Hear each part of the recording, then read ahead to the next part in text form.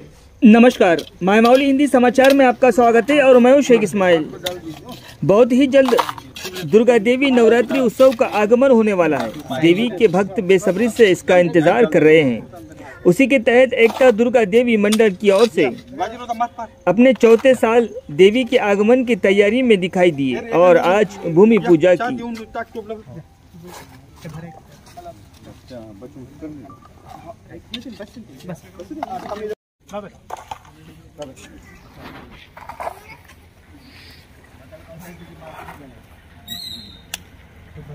आणखीन एक अरे चार झाले का?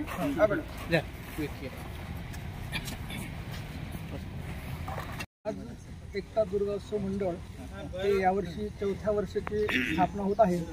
तत्पूर्वी 3 वर्ष पूर्ण झाले आणि आज ह्या वर्षी चौथ्या वर्षाचं स्थापना होत आहे। त्या दुर्गा पूजेच्या भूमिपूजनानिमित्त आम्ही इथं सगळेजण जमलो आहोत आणि त्या दुर्गा पूजेचं भूमिपूजन झालं आहे असं मी सांगतो। जय माता दी। आज दुर्गा माता एकता दुर्गा उत्सव के मंडल की तरफ से आज दुर्गा देवी का भूमि पूजन किया गया है और ये चौथा साल है और इसी तरह हम 3 साल से करते आए हैं और आज इस साल मंडप का आज से शुभारंभ होने जा रहा है। इसलिए आज हमने भूमि पूजन हमारे सारे मंडलों के साथ और हमारे सीनियर्स लोगों के साथ हमने किया है।